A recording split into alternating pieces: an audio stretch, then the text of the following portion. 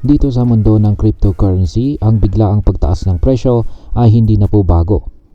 Ngunit, kapag ang isang coin ay tumalon ng 100% sa loob lamang ng 24 oras, siguradong maraming traders at investors ang nagtataka. At ang kanilang tanong ay dapat na ba akong bumili ngayon o maghintay ng mas magandang entry point? Isa po sa mga pinakamaingay na cryptocurrencies ngayon ay ang Pi Network or ang Pi Coin.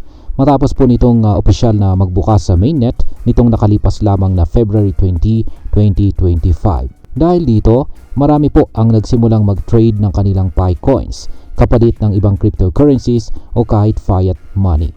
Pero ano nga ba ang dahilan ng hype na ito?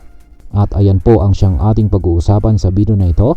Pero bago po tayo magpatuloy ay nais ko lamang po munang bigyang linaw ang aking disclaimer kung saan ang nilalaman po ng video na ito ay hindi po ito isang financial advice. For education and information purposes lamang po ang layunin nito. Ngayon ay bakit biglang lumipad ang presyo ng Pi Network?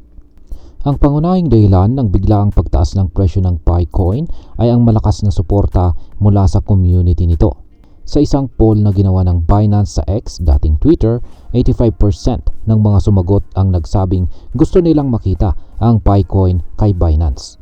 Malaking bagay ito dahil kapag nalista ang isang cryptocurrency kay Binance, tumataas ang demand nito dahil mas maraming traders ang nagkakaroon po ng access dito. Bukod pa rito, maraming investors ang na-excite dahil sa malaking user base ng Pi Network. Mula nang ito'y na-launch noong taong 2019, mayroon na po itong 70 million users na nagmina ng Pi Coin gamit lamang ang kanilang mga smartphones. Ang dami ng taong kasali rito ay nagpapataas ng posibilidad na magkaroon po ito ng malakas na demand kahit matapos ang listing. Malakas nga ba talaga ang Pi Coin o isang hype lamang? Ang Pi Coin ay lumubo po ng 100% sa isang araw na may $1.7 billion na trading volume, mas mataas pa kay Solana at Dogecoin sa parehong panahon. Ngunit ang tanong, matibay ba ang dahilan ng pagtaas ng presyo nito? O baka naman isa lang itong hype na maaring biglang bumagsak? Ayon sa mga eksperto, malaki po ang posibilidad na tumaas pa ang presyo ng Pi Coin, lalo na kung matuloy ang listing nito kay Binance. May ilang ding analyst na nagsasabi na maaring umabot ito sa $2.5 hanggang $10 depende sa momentum ng market. Ngayon ay ano po ang posibleng presyo ng Pi Coin? Ayon po kay Mon Jeff, isang kilalang crypto trader, may posibilidad na umabot ang Pi Coin sa $2.5 sa mga susunod na araw o linggo, lalo na kung magpapatuloy ang hype.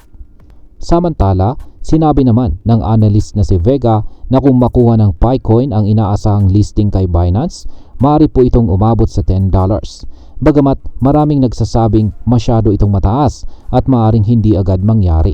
Bagamat may positibong pananaw ang iba, hindi pa rin matitiyak ang katatagan ng Pi Coin dahil ito ay isang bagong cryptocurrency. Walang kasiguraduhan kung mananatili ang kasalukuyang demand o kung babagsak ito kapag nawala ang hype. Ngayon ay dapat na bang bumili o maghintay pa ng mas mababang presyo? Kung iniisip mo pong bumili or maghintay, ay meron po tayong mga rason dito. Unahin po natin sa mga rason para bumili ngayon. Malakas po ang community support ng Pi Network. Maliban dito, ay mataas din ang hype at trading volume. Posibleng magkaroon po ng malaking pump kung matuloy din ang Binance listing.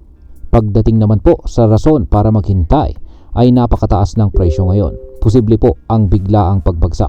Maliban dito ay hindi pa sigurado kung magtatagal ang hype. Hindi pa ito ganap na napatunayan bilang isang stable na cryptocurrency. Para sa mga short-term traders, maaaring makakita po tayo ng magandang oportunidad sa mabilis na price movement ng Pi Coin. Ngunit para sa mga long-term investors, mas mainam po na maghintay muna ng mas malinaw na direksyon bago po mag-invest ng malaking halaga. At ngayon ay ano naman ang maaaring maging epekto nito para sa atin bilang mga Pinoy crypto traders at investors ni Pi Coin. Malaki po ang epekto nito dahil marami sa atin ang naging bahagi ng Pi Network mining community. Kung isa ka po sa mga unang nagmina ng Pi Coin, maaaring ito na ang pagkakataon mong i-convert ito sa ibang crypto o fiat currency para kumita. Ngunit kung ikaw naman ay nagbabalak pa lamang na bumili, Tandaan na may mga risk na kaakibat ang pagpasok sa isang volatile na market. Ang pagiging updated sa mga balita at technical na analysis ay mahalaga upang maiwasan po ang maling desisyon. At ayan, bilang panghuli ay ano naman ang aking masasabi tungkol dito. Ang Picoin ay kasalukuyang nasa isang critical na punto. Ito ba ay magiging isang matagumpay na cryptocurrency o magiging bahagi lamang ng maikling hype cycle? Bagamat may potential po itong lumago, may malaking uncertainty pa rin kung ito ay magtatagal. Kung ikaw po ay isang risk taker at naniniwala sa project, maaaring ito na ang tamang oras upang pumasok. Ngunit kung gusto mo ng mas ligtas na investment, mas mabuting maghintay muna hanggang magkaroon ng malinaw na direksyon ang market. At hanggang dito na lamang po tayo sa video na ito mga ka-crypto. Sana po ay inyong nagustuhan ang aking paliwanag sa video na ito. Kung inyo po itong nagustuhan, pakiclick lamang po ang like button nito. Marami pong salamat sa panonood, ingat po tayo lagi at God bless po sa ating lahat.